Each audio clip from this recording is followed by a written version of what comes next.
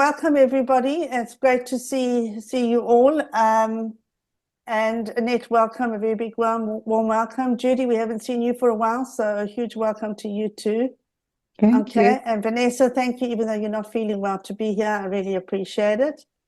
Okay, so what we're going to talk about today, Elana, as you know, is going to be speaking about communication with our adult children.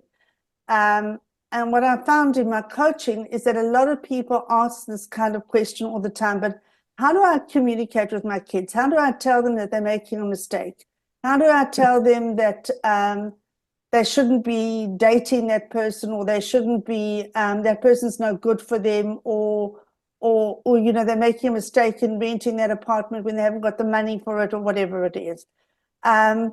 And so I invited Elana to come and talk to us tonight, specifically about how to communicate with our adult children, because communicating with our adult children is very different to when you communicate when they are much younger, even teenagers. So I felt that this was a very important subject for us to get information on, to learn about, and to have an expert like Elana on board with us is an opportunity for us to ask any questions that we have about it, and to get answers from a professional, even if it's you know, done in a public forum. But and then, of course, if you want to go further with it or ask more questions, welcome, sorry. We will then, you will be able to contact Elana privately and take it further if you would like to do that. Okay, so that is what it's mainly about. And as far as communication goes, communication comes in different forms. And Daniela uses this in the work that she does, and of course Elana does in her work. So the three of us, and of course Vanessa as well. So we've got four of us here that talk about communication in different forms. Communication is the way we speak and what we say, the words we use, which is a very important thing. Also, it's the physical side of it, and the messages that our body language is giving out, which is a very important thing. Sometimes we don't realize it, and it's a subconscious thing, but it's a very, very important aspect. And for certainly, I know that for me, and I'm sure for Elana as well, it's a sign for us of something, or it's a message that is sending to us about what is really going on with our clients, which is a very important thing. And then there's a third thing which we talk about, which is energy. And the energy that we portray, we all have energy. Our bodies are energy beings. And the more we use our energy, which then comes in the tone of voice, the way we move our bodies, the way we talk, all these things together give a very strong message to somebody. And it could be a subconscious message. It may be something that we're not realizing that they're giving. And I often use the example with my clients that if you're in a room and somebody walks into that room, and it's somebody you don't know, and you either feel, oh my gosh, I don't want to have anything to do with that one. No way. I don't want to even know who she is or who he is. I'm not interested. Or the opposite is, wow, you know, fabulous jacket. I wonder who that person is. Look at that smile. And try to find out more about that person with the desire to actually connect with that person. And where's it coming from? You haven't spoken to them. It's right across the room, but it's coming from the energy and from the body language and the way they hold themselves. So this is a very important aspect of it. And as I said, communication really indicates so much to us. So we are now going to go into breakout rooms. And in the breakout rooms, we are going to talk about communication. And I'm going to again ask for three, I need 3 volunteers to be in the communication rooms, in the breakout rooms. Vanessa, will you take on one as team leader? Thank you. Okay, Daniela? Sure. Okay, Elana, do you want to do it? I'm going to speak, so why not you? All right. Okay, I will do it. And maybe Sue, would you like to? No. No, you don't want to today. Okay. Do we need 3? I mean, Yeah, we only need 3. We actually, yeah, Go for 2. we can actually go for 2. All right, so we'll go for 2 today because of the amount of people. We should have more, but unfortunately, it doesn't look like they have come. Sorry, before we do that, would you like to just introduce yourself? Who? You. Me, Annette? Me, Annette? No, Okay. you spoke in a few seconds. I Yes, just want to yeah. welcome Sari because she's just joined us for the first time Oh, sorry. as well. Okay, so Sari, where do you live? I live in Ranana. Uh-huh. Okay. And I'm coming from South Africa, and I am in Israel now almost 8 years. Me and my 2 sons made Aliyah 8 years ago. The one is now 25, the other one is 21. They are both in the IDF. And yeah, I am a day carer for babies. And yeah, what else?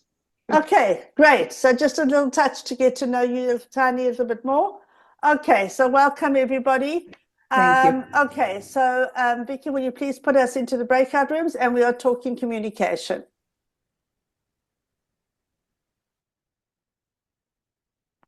Sure. Thank you. I had a wonderful group of ladies. We had a lot of fun talking about communication. We talked a lot about, I think one thing that Annette brought up which was really important, was that when you hit a language barrier, like you come to Israel, you stumble with your communication and you feel like part of your identity is gone, which I thought was Totally. a very powerful Agree. statement that was made. That's very well put. Very well put. Yeah. And we talked about, that listening is very, very important when communicating, and that you have to be able to shift the way you communicate depending on who you are communicating with and what the circumstances are.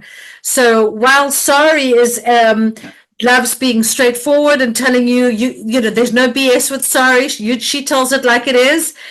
But that also comes with age and wisdom and knowing I'm not going to waste my time with people who really don't, give me anything. But when she was working, she couldn't quite be that way, and she had to learn how to filter what she was saying. So that was interesting. And I just want to say that Angie also brought up a very important thing about how when you communicate with family, which is something that Elana is going to talk about, how it brings in an emotional layer to communication, and that kind of changes things a little bit. And you still have to understand that communicating with one son is very different from communicating with the other, but having that emotional layer makes it all different. And then I think Sue, let me give you a hint. Don't play cards with Sue. No, definitely don't. Definitely don't. Sue likes keeping things to herself and not letting you know what she's thinking. Poker face. Poker face, 100%. That's our group. Wonderful group. Okay. And just by the way, Susan won many awards for playing bridge, so be careful. Thank you. Be warned. Be warned. Okay. All right, Vanessa. Okay, we also had a great group. We actually went quite deep, all of us. We spoke, I'm just going to go from where we just left, from building respect, also stepping back, being a mum, that sometimes we create our own stories, and being a mum, we feel guilty, regret, and we sometimes live in the past, but it's how to actually celebrate what we have now. Okay, beautiful. So very interesting things came out of this. Okay, very good. All right, so thank you, ladies. I hope you also got a chance to network a little bit and to sort of get to know one another a little bit better, which is important, especially seeing as we had Annette and Sari on for the very first time, both of you. And Judy hasn't been on for a long time, so it was great to see you back again. So what we are now going to do is we are going to have Elana come on And Ilana's got a lovely presentation for us. And then afterwards, she's going to take your questions and answers. And the reason why we're doing it like that, if you've got anything that you want to talk about at that particular moment that I really want to ask her about this or whatever, rather just write it down for yourself or put it in the chat. And you're more than welcome to ask the question after the presentation. The reason we're doing it this way and not while she's talking is that from a recording perspective, we are not going to keep the questions and answers aspect of the recording so that it stays confidential and it stays where it's supposed to be. All right. So that's a very important thing for us. So Ilana, over to you. Would you like to introduce yourself and then go into the presentation? Thanks, Michelle. I appreciate that. Okay, so just a little bit about me is I'm also a mom and therefore also learning all the time about how to communicate with my own children. In fact, the joke I told my kids that I was doing this talk this week at Shabbos, and we all agreed that the adage, you teach most what you need to learn, probably fits. So let's start with that. But my professional background is that I'm an organizational counseling and psychotherapist. I work in an integrated way, focusing specifically on since I've been in Israel just over 2 years, I've been working in the area of trauma because unfortunately that's what the need has been. I didn't expect to be doing that. I was working primarily in business and my area of expertise is in communication. So I've got lots of different hats that I wear. I enjoyed the breakaway group because it also reminded me about the way that I like to teach and the way that I like to speak. So notwithstanding what Michelle has said, I would really invite you to bring your wisdom throughout the process wherever you can. But I also believe in seeing these processes as, I don't imagine you are empty vessels. You know, here's an empty bucket and I'm going to pour all my wisdom into your empty vessels. Because what I saw just chatting to the ladies in my group is, for sure, some people have got even more experience than me. And even if they don't have all the answers, they have some experience. So my job is to light a fire and get it cooking. And I wasn't sure how to handle the presentation because there's so many avenues that I could go through.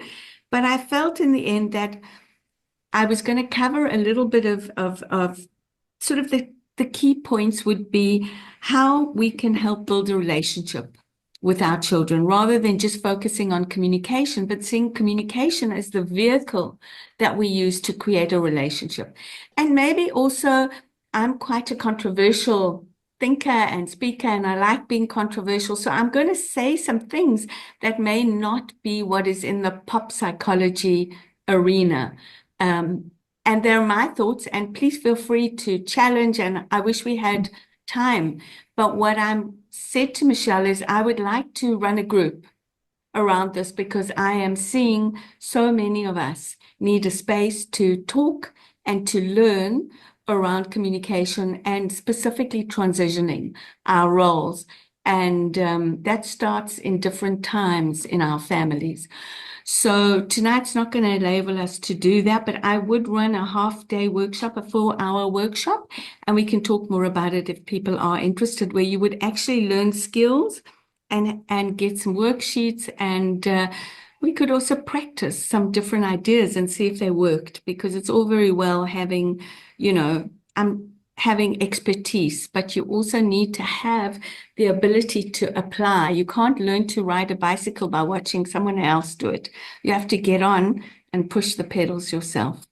So I'm going to go to the presentation I did just because, sorry, let me just see, where is it got to? Over here. And we're doing it like so. So I'm going to cover what I did, but I want to say up front that just speaking to Marianne and Judy in my group, I really felt that I wanted to do some things different. So I'm in two minds. I'll be totally honest with you, but I am a public speaker and a presenter and a teacher. I also lecture. So I'm really not thrown at all about changing things as we go along. Well, I also, sorry, can I just interrupt you here and just say, that what has happened in the past with these talks and everything like that, that sometimes we actually have landed up going into a more deep dive. So I have no problem with that as well. If everybody else is okay with it, we can take it in a different way as well. I'm quite happy. Thank you, Michelle. And thank you for building this framework and this No, stage it's for a me and pleasure. all of us. I really think it's a big salute. Okay, Thank you. so you asked me to speak about communicating with adult children, and I feel like the real objective of communication is building connection and building respect. So it's a reciprocal and it is a relationship. I'd like to offer some tools and insights for us to have meaningful conversations with our children. So I think the first thing is at the bottom, families are like branches on a tree. We all grow in different directions, yet our roots remain as one. And that is both a source of blessing and a source of curse, because we all carry our history into our relationships. And hence, when we have to restart them or renegotiate them, we have got some legacy issues that we are often dealing with. But the key topics are: how do we transition to an adult to adult relationship? What are some of the success factors and pitfalls that happen in communicating between parents and children? And just some tips on some fun factors that we can use to strengthen our connections. So I'm going to go out of this for a second, because I wanted to ask you all if you could scan this and answer this question. The question is, how do you currently feel? Can you see the Mentimeter? Is it there? No, it's showing your okay. presentation. Okay, let's just Zoom, you need to click onto the stop share, and then I need to Share with the QR code. Yeah. thanks. Can you see it now? Yeah. Yes. So we just tested if it worked, and some ideas came up already. But the question on the top is, how do you feel about your relationship with your adult children? Just if you scan that QR code on your phone and then on your phone, and just type in some words, some feelings. How do you feel about your relationship with your children? So I have a to question. like take a photo. So you got your screen and then you touch on it, because I use Mentimeter. I just present it as well. I'm not on my computer. I'm only on my phone. So how do I do that? If you do it on the computer, maybe can you see it says join at menti.com? So write menti.com as a I see. Shame. I don't want to distract. Okay. Thank you so Whatever. much, Vanessa, for giving Could we the just use help. the chat maybe? Could we just do it in the chat? Yeah, Yeah. you can. You can. Would you rather do that? Let's do that in the chat It's there. not working on mine. I've taken a picture. It's not working. Okay, so then just do it in the chat. So maybe somebody can just help me, because it's nice to have it come together on the chat. It's listed, and it's this. So once you've put it in the chat, perhaps one of the people who's supporting us tonight, Michelle, can just put it in like Sure, I can do that. Okay, thank you, Thanks, Danny. Daniela. I appreciate it. Okay, so the question is, how do you feel about your relationship? And obviously that is something that goes up and down and changes at different times. So we can see it's challenging, it's loving, we see our children as friends. There's a lot of learning that's going on in our relationship. It's good, it's respectful. So a lot of positive feelings, which would make respectful it gets a big, if a few of us have felt like that. So coming into this, it's not as if we're in some sort of trauma and we need to rescue relationships. Boundaries, very, very beautiful things coming up. So the wisdom in the room is already pretty substantial, which is what I would have expected. So, Sorry, it's not letting me respond because I already responded to it. okay, I see some people are, so you can see those things coming up. Understanding, I feel understanding, relaxed, friend, proud, respectful, loving, good, comfortable, learning, challenging. And I feel that it's about creating boundaries. I'm going to add some words here because you're not seeing them. Frustrating. Oh, I wrote that as well. It didn't pop up. Frustrated. Yeah, totally. Frustrated, but feeling inadequate. Grateful, but getting progressively distant. Okay, thank you so much, Daniela. Okay, so we're all in different phases, and everything that we've said makes sense, and everything that we feel is pretty much universal. So I want to firstly, I want to normalize the fact that building relationships with any adult, whether it's your children, whether it's your husband, whether it's your boss, whether it's your best friend, whether it is your siblings, is going to have similar issues that we're going to talk a little bit about. So communication is really about the quality of connection that exists at any one time between you and the other. And how do we keep connected? How do we stay connected is what we're going to really focus on. So one of the first learning points is the reason why it can be difficult is transitioning from adult rearing to adult relationship. Now, I want to say a quick word is that I don't want to lecture all of you, but I do want to be able to touch your hearts and also make space for everybody. And so I like to demonstrate while we're talking.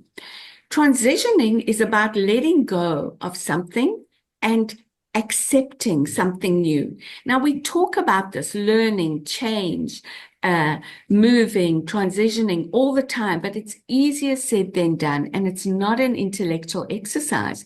It is an emotional, spiritual, physical, and biological, believe it or not, issue. So I wondered if you could all just join me for a minute.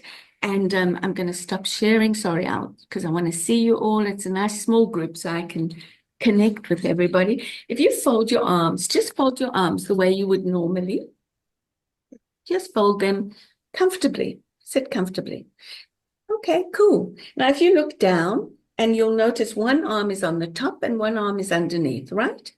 If you take your arm that's on the top and put it on the bottom, so mine was already on the bottom. Okay, then do it the other way. Just reverse it. Whichever arm is on top, move to the bottom. Whichever one is on the bottom, move to the top. Okay? So, and sit like that for a second or two and just tell me how it feels. Uncomfortable. Uncomfortable. Yeah. Any other Awkward. Strange. Awkward. Strange. I feel fine with both arms, and it doesn't matter which one's on the top or the bottom. Yeah. I guess you're ambidextrous. But I see you're not sitting like that at the moment. Yeah, So I know it's because I have this angle, and I'm not on a table, so I can't hold it. I have to hold it occasionally. so it's Yeah, I have my arms I have you crossed. to practice the exercise as well, because even though we may be more used to it, we're going to have a comfortable way and a way that's less comfortable, or a new way and an old way. And why do I say it's biology? Because our brain makes neural pathways, makes connections. And just like if you've got a route that you use to get to work, you use that route all the time. And if somebody says, why don't you take another route? It kind of feels like, wow, mine works for me. So the paradigm that we're all in as human beings and as adults, and children less so because they kind of have this understanding that they're expected to be more adaptable and they're in a learning mindset, but basically letting go of a way that we do things is biology first. We need to make new neural pathways. We need to practice something in until it feels normal. And that's going to be for both sides of the equation. Also, a paradigm is a way of doing things, right? So whether it is, I've got a way that is the right way to pack a dishwasher. I used to have this issue with my oldest son. And I often think one of our children always gets, each of our children get a different parent, by the way. And because we have a different relationship and they trigger different things in us and they represent different things to us. So we're different with all of them. So a paradigm means that when you're saying this is the right way to do something, you're in a paradigm. If you say this is a way to do something, then you've got flexibility. So we adopt paradigms very quickly. And as a psychologist, we need that in order to function. But I can tell you, you know, I have this story with my son where they pack the dishwasher and I've got the right way to pack the dishwasher and the wrong. And those of you like Marianne who told me they brought up their kids with a lot of respect and telling them they're individuals, I did that too. And I must say, because of that, my children are pretty fierce. They feel very comfortable saying things back at me. And I think that many, many Jewish households are like that as well. And so when I would say to him, that is not the way you pack the dishwasher, and he would say, no, Mom, that is not the way you pack the dishwasher, but this is the way I pack the dishwasher, and both ways work. And this was when he was little as well. But the sense we get between right and wrong, that's what we have to transition out of. And it is work. It's not something, nobody is getting this right without work. Conscious work. You have to work with your heart. You have to work with your mouth and your ears and your eyes, because communication happens through all our senses and it is a brain-based process. Neuroception is the way our brain collects information, and it collects information from 3 places: between people. So when I'm talking to you, your brain is reading, is the safe how your brain is experiencing me. I'm not going to give too much of, I mean, when we do our workshop, we have a lot of fun with that. Between people, in the environment, what's happening, if there is a lot of hostility, etc., your brain is connecting, and inside. So sometimes when we are feeling tense or constricted, or we've got a knot in our stomach, our brain is collecting that information and deciding how we are going to connect to the world. And by the way, we have this big vasovagal system in our body, and that affects the way we look. So when we are tense, or when we are closed, or when we are in survival mode, what we look like, what we sound like, what we notice, everything is filtered by this very powerful machine that is our operating system. So I just want to say, no lectures, you know, in pop psychology, there's a lot of tactics and do this. And, you know, I respect Vanessa and I know how passionate she is, but this idea of being grateful, it has to be a systemic process where you're not just saying the words, but you really are having new experiences inside you, which tell you and tell your brain that you are feeling different. You are actually feeling, you know, like you are grateful for what's happening. So how do we let go of the parent-child dynamic? It is a process, number one. It is not simple, and it takes consciousness, cognitiveness, as well as heart. What do we need to when we let go of something, we need to grab something else, and we need to shift to mutual respect, collaboration, and recognizing autonomy. Now, I'm not saying anything you don't know. I know Marianne already said some of these things much more straightforward than that. And we need to learn how to adjust our expectations and practice relinquishing control. Sorry, I'm just wondering what. Okay, so I just put up some things here, which we all know anyway. So moving through the parent-child dynamic is not simple. The relationship, and I'm speaking now specifically around going from children to adults, but this could be contextualized in terms of teenagers, in terms of what's happening with soldiers, all sorts of things. But the relationship dynamic needs to move from when we are in parent mode, we believe our job is to protect, to teach, and to direct. We now need to learn that our job is to collaborate. So it's not about stepping back, but it's about stepping in a way that creates respect and recognizes autonomy. These skills are useful, as I said, for husbands and wives, for girlfriends, for siblings. There is a lot of transitioning going on across many, many aspects. So a relationship dynamic has to move from direct to recognizing autonomy. Responsibility has to move from, because there's still responsibility. You love and you're connected. You are in a family and you are in a relationship. So direct control, structure, and discipline is how we create responsibility when we're in parent mode. And we tend to believe that it's our job to lead and to be the decision maker and the decision taker. When we are moving to our adult children, responsibility is about supporting and guiding without control, becoming a trusted advisor. Now, that is a big ask. It's a big ask, and we shouldn't minimize that. And in order to be a trusted advisor to somebody else, another adult, so many things have to be in place. So we should be kind to to ourselves, by the way, and we should recognize this is a process rather than a skill set. So our expectations need to shift from hourly contact, daily contact, where our contact is primarily to facilitate decision-making, give them food, dress them, clothe them, send them to school, do homework, transport them to extramurals, whatever. And now our expectation needs to shift to seeing our child as a primary decision maker in their own life.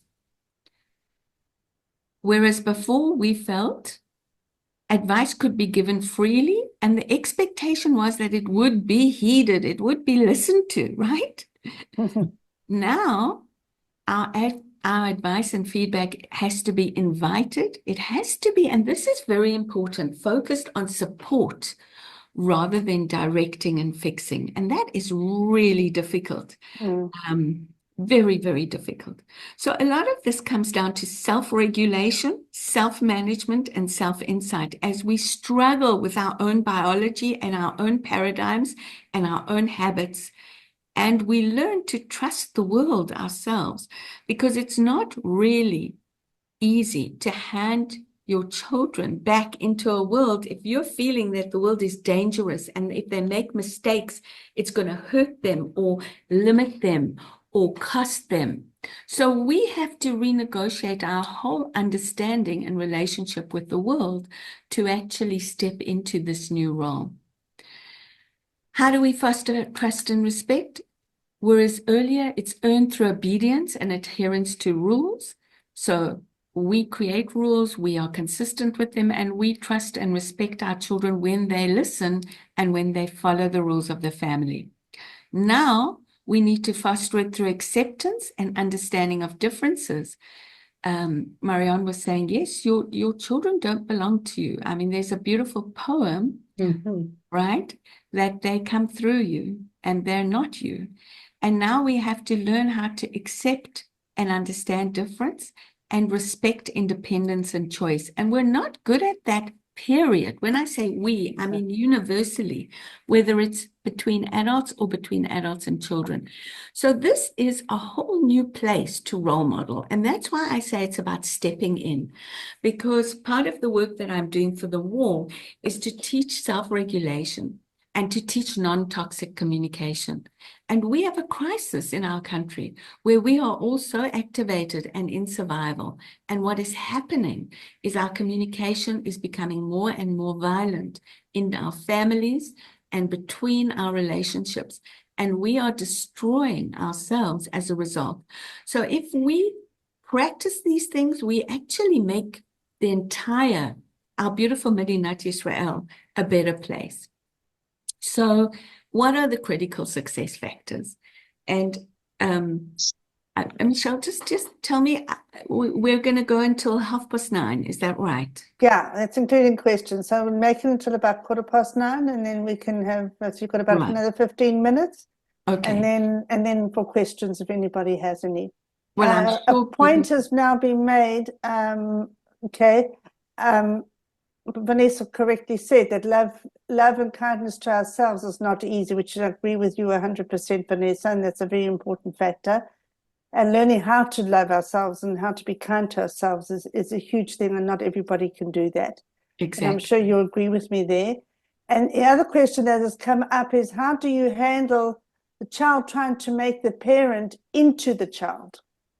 Yeah. Yeah. Which And comes, yeah, and that comes also when you have an older parent, and okay, and then when you do have to become the parent and they become the child, but that is a second question to that. So we will go into that afterwards. It's all Unless part you of want it, to bring but as I said, that's why we really need a workshop. And I mean, these themes are big and broad. They're very interconnected. agree. And there's a lot of wisdom in the room. And I know everybody wants to be heard, and things are going to trigger us and want us to contribute. So for better or worse, I have been given the stage, so I'm going to use it, but it doesn't mean that I don't believe there's a lot of wisdom and discussions we need to have. So critical success factors are self-regulation, and learning self-regulation is not easy, but there are some skills that you can do. And by the way, that's about your biology. It's not about taking, I'm sure we all use this language, taking a stum powder. Because if you take a stum powder, your children still know what you feel because it comes to them. So taking a stum powder is a good first step, but it's not going to Elana? necessarily build relationships. Okay, it means Vanessa, it means keeping quiet. It's like Yeah. not opening your mouth and giving the advice or the guidance or whatever it is. It's just shutting Yeah, up, zipping basically. it. In English, we would say zipping it. Thanks, Vanessa. In English, we'd say zip it, right? Or bite your tongue. Okay. Exactly those things. So self-regulation. I mean, these are empathy and active listening. As I'm saying, I am advocating for stepping in, not stepping back. I'm advocating for transitioning, not hands off, for being a meaningful relationship that gives you and your children something. It's not a one-way, it's a relationship. It needs to have reciprocity. We need to set clear and kind boundaries. We need to communicate without assumptions. So I could talk on all of those things, but we don't have necessarily the time. But people, I think they're self-explanatory, accepting and valuing difference, patience and flexibility, and encourage. This is the list of things that help you succeed in building relationships with anybody, by the way. So sorry, Elana, at the end, the question. Yeah, okay, I'll write it on the, Please do. Just keep it or write it on a piece of paper or write it in the chat, and we'll deal with it afterwards, all right? So these are the danger points. And again, collective wisdom. I actually asked Google, I asked artificial intelligence, because, there's a whole database there. What would they say the danger points were? And interestingly enough, these are the things. Unsolicited advice and overstepping boundaries. Notice it's not about any advice. It's unsolicited and overstepping boundaries. That's about us learning where we begin and end and where others begin and end. Reverting to old roles.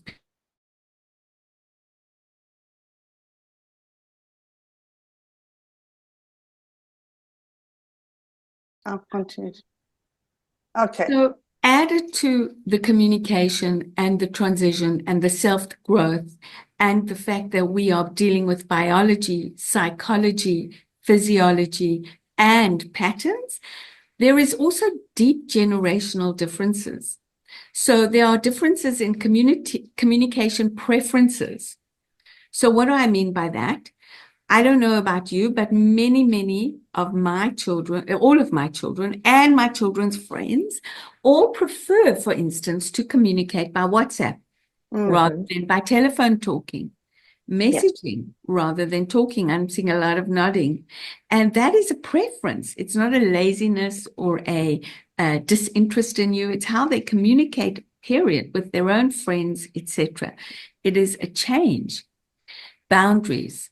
Where are boundaries? What does it mean to have boundaries? How do we negotiate boundaries? How do we lovingly establish boundaries and expectations? These are natural parts of any relationship, and they have to be negotiated. You can't just accept that your paradigm on boundaries is the same as your kids, because there are generational differences. And that's an interesting point in and of itself, the generational differences on boundaries. Yeah, it's a They huge one. actually are much more rigid from the younger generation than they are for us, this older generation. They have much more rigid boundaries. And that's kind of been a whack on the side of the head for me as we've been doing research in this area. And by the way, this little concern, do you even hear the words I say? Only the ones I like. That's one of the problems with communication. So I wanted to do this, but I don't think it's going to make sense, where you think of a recent situation and I could teach some self-regulation and we could just connect to how to change that and pretty much write a positive intention statement. Like, what is the goal for you of your communication with your children? It's a good idea to step into connecting with your own needs and expectations before you engage willfully, because those things are coming out anyway.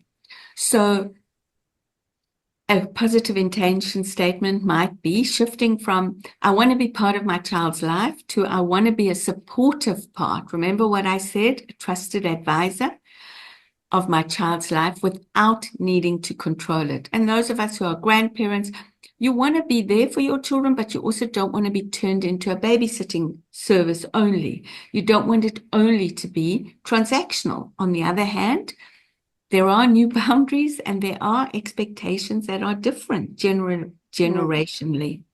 And these are things that we need to negotiate. One of the things that I often share is don't forget to focus on, and I think, Vanessa, you'll like this, fun factors to strengthen your connection. To look at exactly the way you would build any relationship, any friendship, anything that had meaning in your life, sharing hobby, trying something new together, celebrating small wins in their life, in your life, in the family's life, and humor. So, for instance, I recently was chatting to somebody and she was saying that one of the things they've done is they have thought about things that are part of their family ritual. So, for instance, they would say, I'll use my family. One of the ways that we de-escalate is my husband, I don't know if any of you have husbands like this, but he's great at dad jokes. Well, when I say great, drives me crazy. But so my kids will often say something like, we need a dad joke, or doesn't dad have a joke about this? And someone will try and come up, and sometimes they'll come up with and go, oh my gosh, I just did a dad joke. So humor can really be used to actually create connection because you've got a shared history together. Celebrating small wins, that means understanding what matters to them, not what matters to you. So I made mistakes around that. Like, for instance, I might think celebrating my children getting the job they wanted would be something we should celebrate. Interestingly enough, what do you think your children want to celebrate with you? What are the small wins in their lives? Do you notice? Do you know? What are the small wins in your life? Do you share it with them? And when you do, you get beautiful, beautiful feedback, actually. And it's really so nurturing for you as well. Trying something new together, and sharing hobbies. So none of this is really earth-shatteringly new, and I can imagine that many of you have got so much wisdom about everything that I'm saying. I believe that it's not enough for us to have conversations and attend lectures and read books and watch YouTube videos. I think it's important to actually, because I said this is physical and it is biology, it's important to put some things into action, even one small thing, like deciding how you're going to celebrate a small win and demonstrating that, or some of the big things like negotiating, sitting down and negotiating what good looks like in your relationship. Like, I want to be someone that you want to talk to, not run away from. And of course, when we make our kids feel guilty, that's when they want to run in the opposite direction. So I'd love you to take away, what is one change you'll make to improve communication with your adult child? And it should be something that gives you a sense of connection, not something that you've got to discipline yourself for, because then we're cheating ourselves as children and trying to control everything. So, these are just some examples that have come out in other workshops. For instance, practice active listening. So if we had the time, what does that even mean? How do you listen without offering advice, but really let the person be seen and heard? Because it's not listening if your child tells you something and you go, I think that you're going to figure that out. That's not listening, right? It might be unsolicited. It may sound supportive, but it probably doesn't feel supportive. It feels like you're disengaging, like you're anxious about overstepping. And so you'd rather pull back. And the more you pull back, the further you go. And loneliness is not about geography. It is about the lack of connectivity in a relationship. So these are some ideas: respecting boundaries by asking for permission before giving advice, owning up and saying, I've got a strong opinion on this. Would it be okay if I voiced it? And it's really a question, not just an opening statement. And if they say no, then to say, okay, thank you for letting me know. I'm struggling with that, but I can understand the no. And of course, just even initiating a fun activity together. You can start with things that are easier. So I hope I've lit a fire, not lectured to you, because I hope I've touched things you already know. Those are some of my contact details that you can have. I do work in the area. I am keen to start a workshop, and we'll do something through Steel Sisters, and I'll be in touch with you, Elana, and we'll work something out and then post it in the group. Okay, lovely, Michelle. So thank you. And it'll be specifically for the Steel Sisters group to be able to join this workshop, and we'll discuss the details and more and see who else wants to join. Right. I think it's a very important fact, and I think you've just given us a touch of the iceberg of what it really is out there, but it's something that we can then take away from it and learn and understand.